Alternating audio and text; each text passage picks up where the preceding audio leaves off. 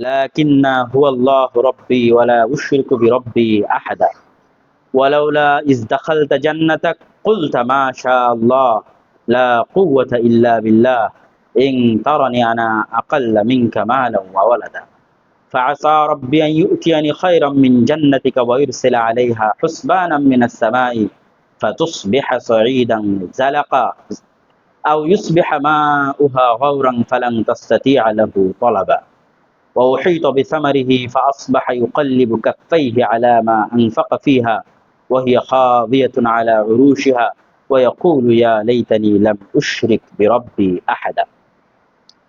আমরা বলছিলাম সূরা কাহাফের সাথে দাজ্জালের সম্পর্ক এবং বলছিলাম সূরা কাহাফে কয়টা ঘটনা বলা আছে? চারটা। তার তিনটা আমরা বর্ণনা শেষ করেছি। 4 নাম্বারটা হচ্ছে দুই ভাই, তাদের একজন টাকা পয়সা ধন দৌলতে কোটি কোটি টাকার মালিক, বিশাল বাগান, আমের বাগান, লিচুর বাগান, খেজুরের বাগান, যা ধরবে বিশাল বাগান, বাগানের মালিক, শত শত বিঘা সম্পত্তি বাগানের মালিক। আর এক ভাই গরিব। তো দুইজনের গল্প আল্লাহ সুবহানাহু ওয়া তাআলা তুলে ধরেছে। দুইজনের মধ্যে একজন দাবি করতেছে মা আযুন্নু আন তাবিদা হাযিহি আবাদা, ওর হাতে যে সক্ষমতা, যে ধন দৌলত, যে টাকা পয়সা, যে সিস্টেম, যে ম্যানেজমেন্ট, যে ডেভেলপমেন্ট, যা সিস্টেম আছে তার উপর ভরসা করে দাবি করতেছে মা আযুন্নু আন তাবিদা হাযিহি আবাদা, আমার এই বাগান জীবনে কোনোদিন ধ্বংস হবে না। বাহ্যিক যে জিনিসগুলো তার হাতে আছে সেগুলোর উপর ভরসা করে দাবি করতেছে এটা কোনোদিন ধ্বংস হবে না।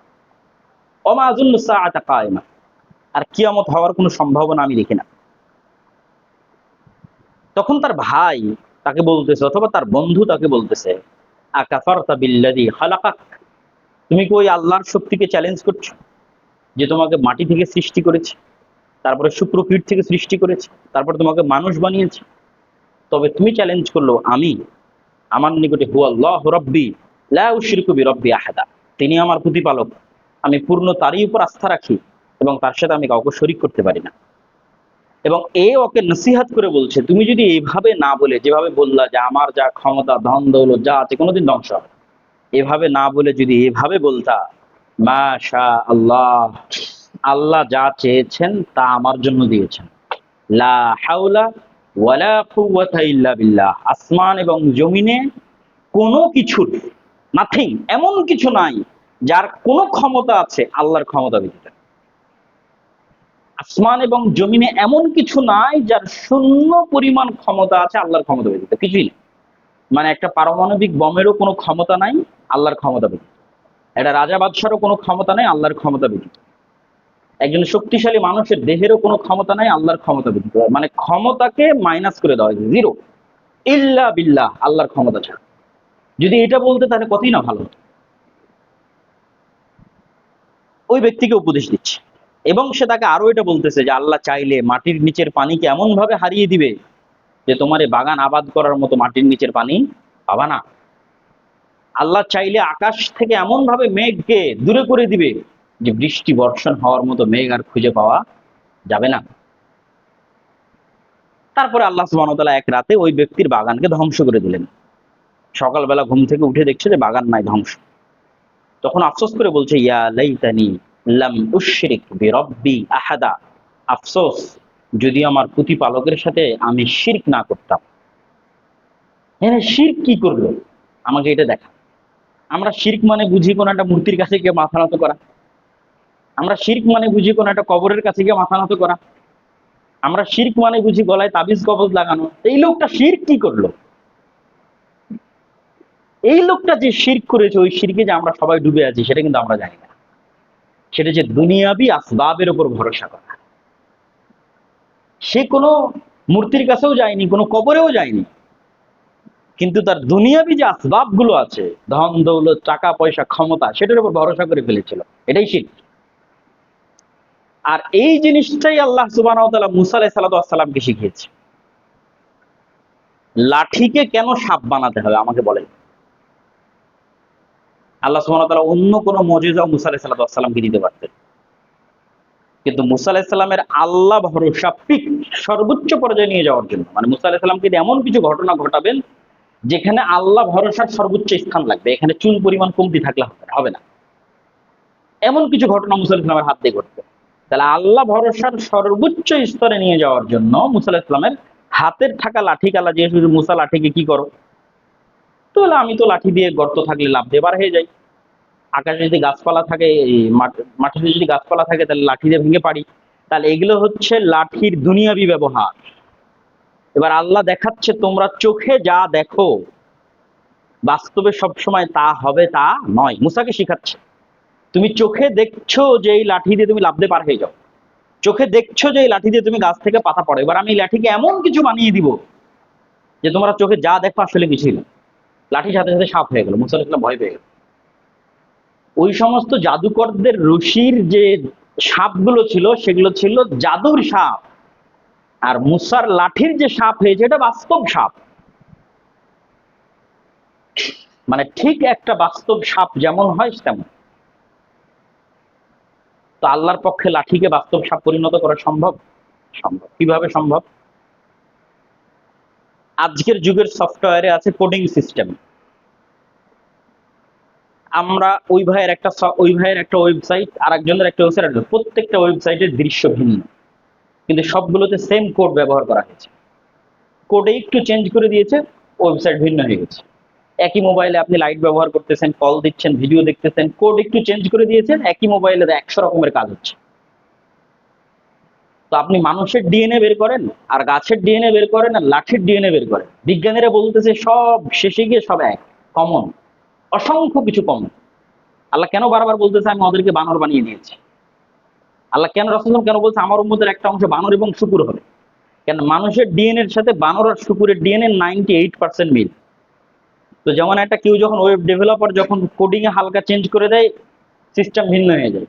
তো আল্লাহ সুবহানাহু ওয়া তাআলা সামান্য ডিএনএ পরিবর্তন করে দিলে মানুষ বানর হয়ে যাবে, রিয়াল বানর হবে, রিয়াল, জাদুর বানর নয়। মানুষ রিয়াল শুকুরে পরিণত হবে, জাদুর নয়। আল্লাহ সুবহানাহু ওয়া তাআলা সাপকে লাঠিতে বানিয়ে দিয়েছেন, রিয়াল, চোখের ধোঁকা নয়। তাহলে মুসা তুমি চোখে যা দেখো তাই সবকিছু নয়। অতএব দুনিয়ার কোন বস্তুর উপর চুল পরিমাণ ভরসা রাখিও না, ভরসা রাখো কার উপর? আল্লাহ। তাহলে সমুদ্রের মধ্যে রাস্তা তৈরি হয়ে যাবে তোমার জন্য। তাহলে এই পুরো 4টে ঘটনা থেকে আমাদের জন্য শিক্ষণীয় কি, সেটা বলে আমার বক্তব্য শেষের দিকে চলে যাব ইনশাল্লাহ। এই পুরো 4টে ঘটনা থেকে আমাদের জন্য যেটা শিক্ষণীয় সেটা হচ্ছে আপনি সর্বোচ্চ প্রযুক্তির মোকাবেলা কি দিয়ে করবেন। যেটা আমি আমার এর আগেও কয়েক বক্তব্যে বলেছি যে আজকের আমেরিকা, আজকের ইউরোপ প্রযুক্তিতে সর্বোচ্চ।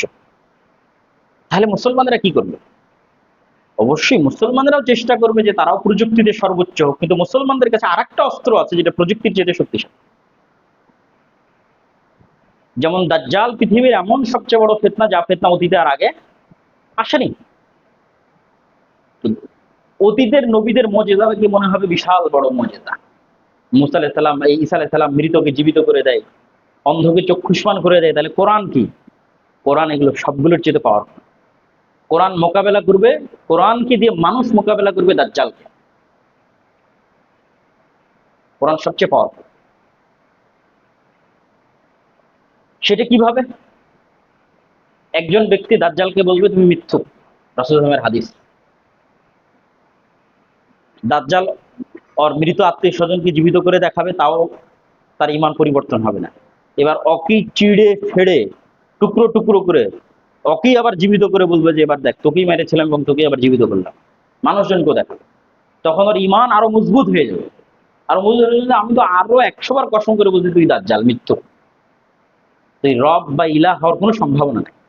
এবার দাজ্জাল আরো ক্ষিপ্ত হয়ে যাবে, ক্ষিপ্ত হয়ে ব্যক্তিকে হত্যা করতে যাবে, কিন্তু আর হত্যা করতে পারবে না।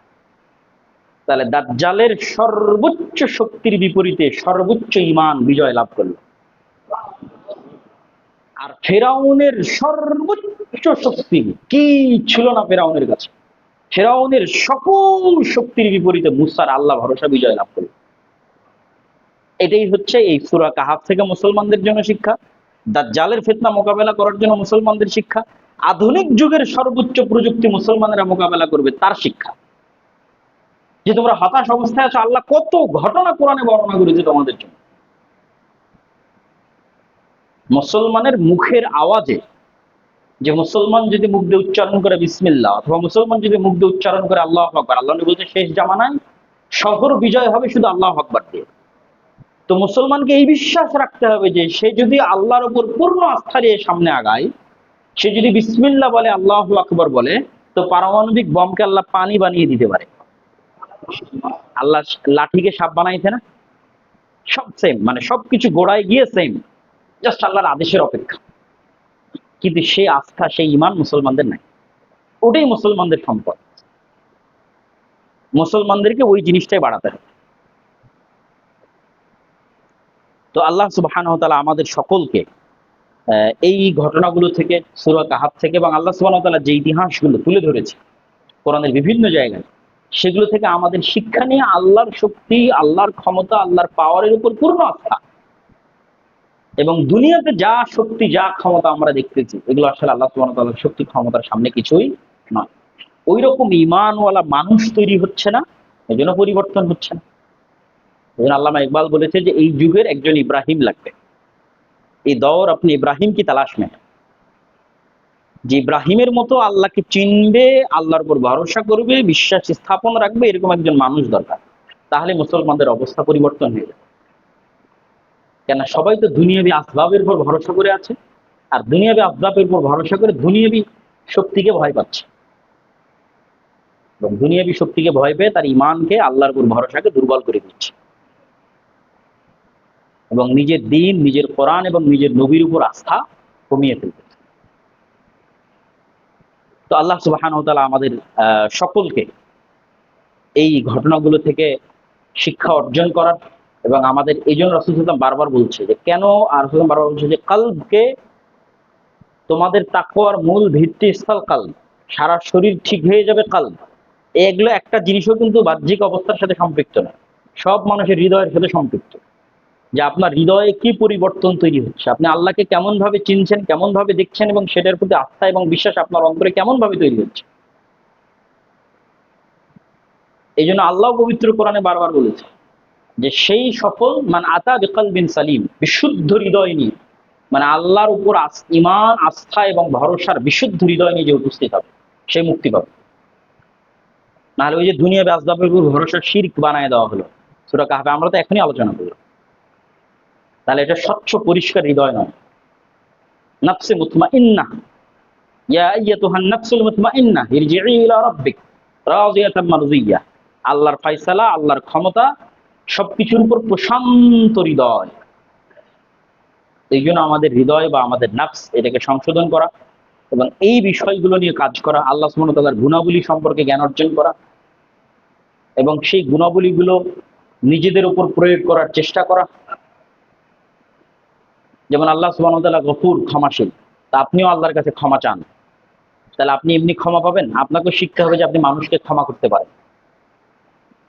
আপনি আল্লাহর কাছে দয়া চান, আল্লাহ দয়াশীল, কিন্তু আপনি মানুষের উপর দয়া করেন না, তাহলে আপনাকে মানুষের উপর দয়া করতে হবে। আল্লাহ বাই ডিফল্ট আপনার উপর দয়া করবে, চাওয়া ছাড়াই। আপনি রিজিকে বরকত চান, তাহলে আপনাকেও রাজ্জাকের গুণ ন্যূনতম হলো অবলম্বনের চেষ্টা করতে হবে। রাজ্জাক কোটি কোটি মানুষকে খাওয়ায়, আপনি 5টা মানুষকে খাওয়াতে পারবেন না। আপনি 5টা 10টা মানুষকে খাওয়াবেন, রাজ্জাক আপনাকে খাওয়াবেন। এগুলো ভাবে বাই ডিফল্ট চলে। এইভাবে যদি মানুষ আল্লাহর গুণগুলো শিখে নিজের মধ্যে নিয়ে আসার চেষ্টা করে, তাহলে একটা মানুষ পরিপূর্ণ তাওহীদপন্থী, আল্লাহর উপর ভরসাকারী, সর্বোচ্চ ঈমানের অধিকারী হয়। আর বক্তব্যের শেষের দিকে এসে আপনাদের কাছে উদাত্ত আহ্বান থাকবে যে মাসিক আল ইতিসাম, এই ধরনের সমসাময়িক বা গুরুত্বপূর্ণ যে কোনো বিষয় আমি নিজেও নিয়মিত লিখি। যেমন এই মাসের মাসিক আল ইতিসামের সম্পাদকীয় আছে উপনিবেশের শিকলে আফ্রিকা, ইব্রাহিম ত্রাউরের বিপ্লব ও মুসলিমদের বাস্তবতা। আমরা তো শুধু আমাদের ভারত উপমহাদেশের উপনিবেশ জানি, যেখানে ব্রিটিশরা শাসন করত, কিন্তু আফ্রিকাতে যে স্পেন, ফ্রান্স, ইতালি যে কি জঘন্য রকমের শাসন করেছে সেটা কিন্তু আমরা জানি, এবং এখনো যে সেই শাসন তারা ধরে রেখেছে সেটা আমরা জানি। তাদের নিজস্ব কেন্দ্রীয় ব্যাংক তৈরি করার, কেন্দ্রীয় ব্যাংকে নিজের টাকা রাখার যে সাহস বা সক্ষমতা পর্যন্ত নাই। মুদ্রা যে ফ্রান্সেরটাই ব্যবহার করতে হয়, বাইরের কোনো দেশের সাথে চুক্তি করার সক্ষমতা নেই। এবং কিভাবে আফ্রিকা পৃথিবীর সবচেয়ে খনিজ সম্পদ সম্পন্ন এলাকা হওয়ার পরেও কিভাবে আফ্রিকাকে সবচেয়ে গরিব রাখা হয়েছে, সেই বিষয়ে এই মাসের ইতিসামে সম্পাদকীয় আছে।